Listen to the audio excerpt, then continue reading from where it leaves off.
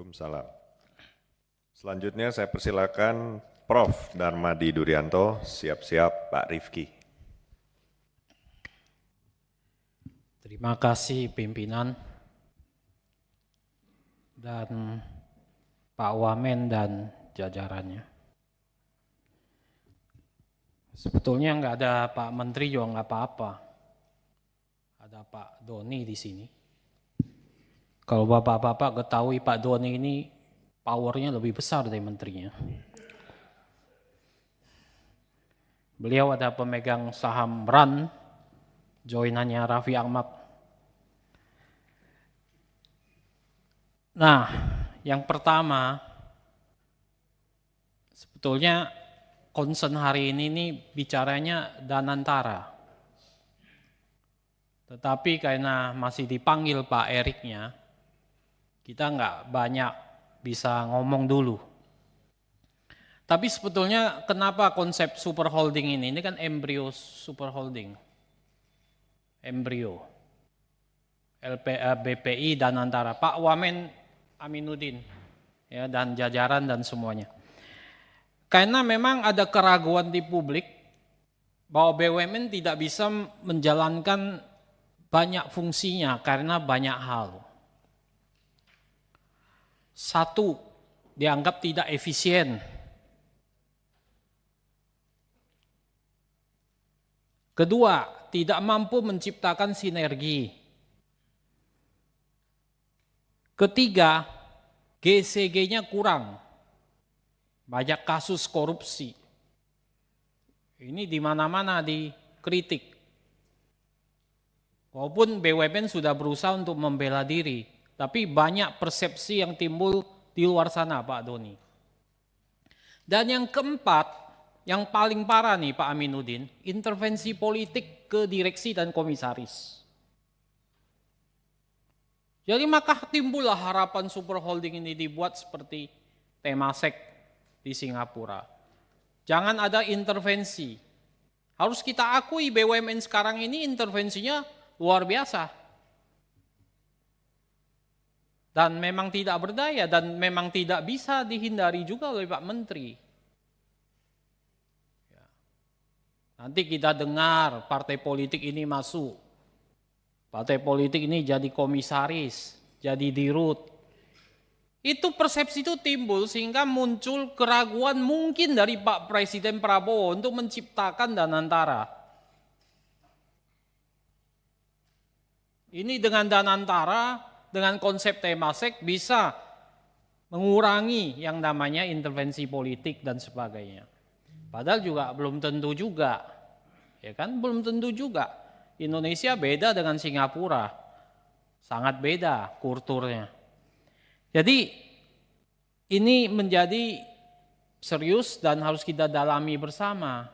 Apalagi kalau diambil semua yang bagus-bagus diambil dari Kementerian BUMN ke sana, sisanya yang jelek-jelek yang dikelola oleh Pak Doni, ya kan di sini.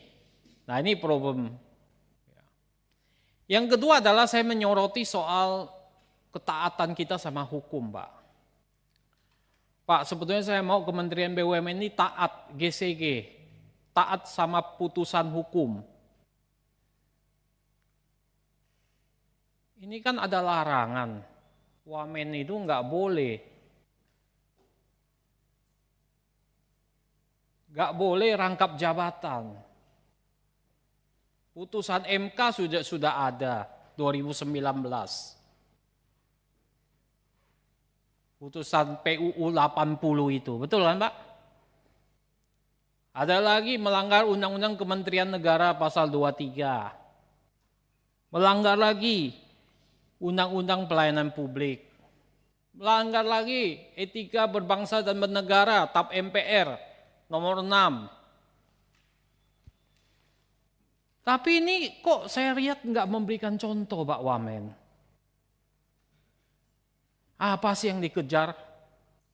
Uang, jabatan ganda. Ya mari kita bersama-sama, kita ikuti instruksi Pak Presiden. Betul-betul kita menghormati proses hukum, pemerintahan yang bersih, Nah ini yang kita harapkan. Maka saya minta ini contoh jadi contoh. Belum apa-apa pagi-pagi udah lihat Pak Doni masuk komisaris. Jadi kalau hukumnya terjemahannya nggak benar ya kita coba disosialisasi kepada kami. Begitu. Ini Pak Menteri sudah kembali, mungkin ada berita baik. Habis kita Pak kalau diambil-ambil ini, ya BUMN bagus yang besar-besar. Ya, kita serahkan nasib kita ke Pak Erick Thohir. Jadi itu. Yang ketiga ada soal perintah dari Presiden soal Seritek Pak. Tenaga kerjanya kita setuju diselamatkan.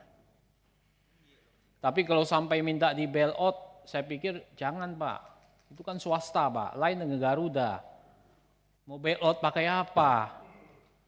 Udah rugi 4 tahun berturut-turut, ekuitasnya sudah negatif. Kalau perintahnya suruh bailout aja perusahaan-perusahaan swasta itu, saya pikir dipikirkan ulang nanti. Itu kan nanti pasti menggunakan dana-dana dari bank-bank BUMN atau PMN nanti maka bisa-bisa. Jadi perintah juga ke Kementerian BUMN, nah kita belum tahu nih penyelamatannya seperti apa Pak Erik. Mau mekanismenya seperti apa, taunya minta diselamatkan saja. Apakah sudah ada koordinasi dengan kementerian lain, modelnya seperti apa? Nah ini penting. Tadi Pak Erik saya singgung soal BPI nih dan Antara nih Pak. Ini skemanya seperti apa belum jelas semua.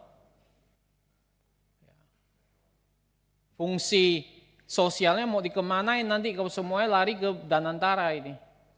Ya, apakah bisa? Mereka kan hanya fungsi bisnis nanti. Tidak lari ke sosialnya hilang nanti. Nah kalau hanya di sini ngurusinnya yang karya-karya yang sudah mau bangkrut, yang 14 perusahaan mau bangkrut, terus mau ngapain lagi di sini? Gitu. Sementara yang top-topnya kalau diambil ke sana sudah tidak di Kementerian BUMN mau jadi apa? Enak bener kalau gitu. Pertamina, Mind ID, Bank Himbara, semua aja yang bagus ke sana, di sini tinggalin aja yang sakit-sakit.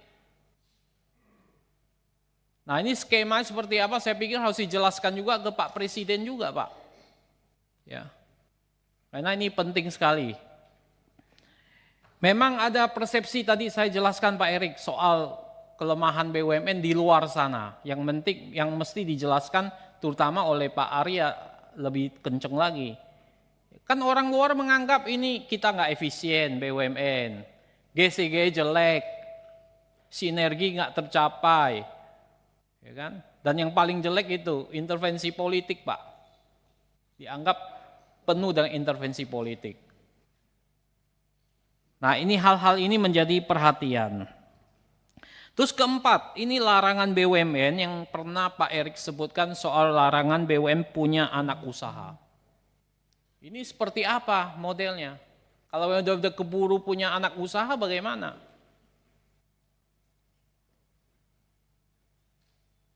Sanggup nggak kita melakukan itu? Nah ini hal-hal ini mohon dijelaskan supaya tidak menjadi liar di publik Pak. Dan yang penting itu penjelasan daripada Kementerian BUMN. Nah yang terakhir adalah BUMN yang sakit ini mau diapain nih yang 14 BUMN yang sakit ini. Lama sekali, ada yang sudah PHK saya dengar kan. Yang tekstil itu sudah PHK. Primisima ya sudah PHK.